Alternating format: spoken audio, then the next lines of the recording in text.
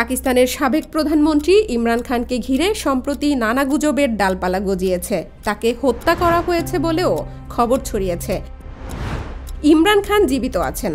সরকার যদিও এমন দাবি করছে, তবে পরিবার ও ঘনিষ্ঠ মহলের প্রশ্ন, জীবিত থাকলে সাক্ষাতের অনুমতি কেন দেওয়া হচ্ছে না? জানবো সে রহস্য।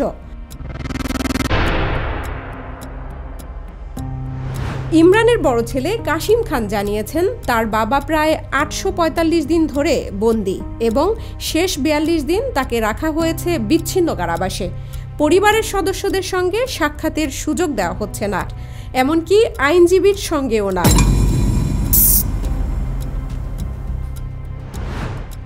রাওয়ালপিন্ডির আদিয়ালা কারাগারের বাইরে ইমরানের ৩ বোন আলিমা খান, নরিন খান ও ইজমা খান বেশ কয়েকবার এসে ফিরে গেছেন।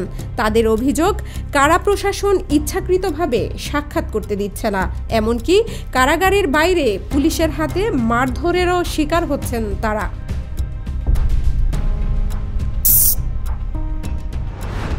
ইমরানের পরিবার এমন পরিস্থিতিতে আন্তর্জাতিক মানবাধিকার সংস্থা ও পশ্চিমা দেশগুলোকে হস্তক্ষেপের আহ্বান জানিয়েছেন।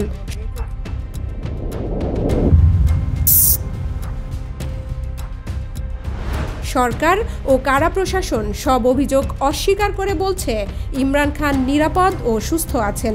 মৃত্যুর গুজব রাজনৈতিক উদ্দেশ্য প্রণোদিত। প্রতিরক্ষামন্ত্রী খাজা আসিফের দাবি, কারাগারে তার জন্য চিকিৎসা ও খাদ্যসেবা নিশ্চিত করা হয়েছে।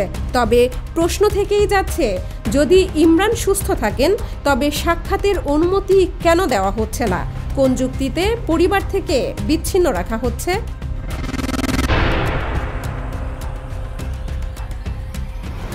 ২০২২ সালে ক্ষমতাচ্যুত হওয়ার পর ইমরানের বিরুদ্ধে একাধিক মামলা হয়। এর মধ্যে রয়েছে দুর্নীতি, রাষ্ট্রীয় উপহার লেনদেন ও গোপন নথি অপব্যবহার। তবে পিটিআইয়ের দাবি, এটি রাজনৈতিক প্রতিশোধ।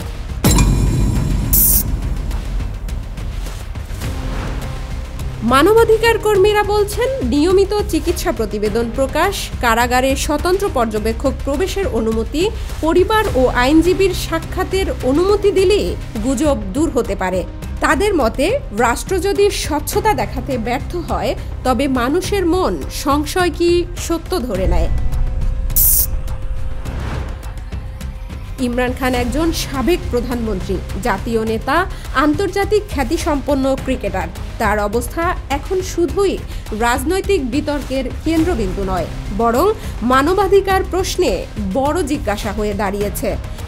ইমরান এখন কোথায় আছেন, কেমন আছেন, এই উত্তর প্রকাশের দায় রাষ্ট্রের।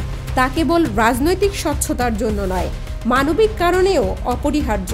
ইমরানকে সত্যিই যদি হত্যা করা হয় তবে তা হবে এমন এক জীবনের পরিসমাপ্তি যেখানে ছিল আন্তর্জাতিক খ্যাতি, রাষ্ট্র ক্ষমতা ও রাজনৈতিক নিপীড়নের কালো অধ্যায়।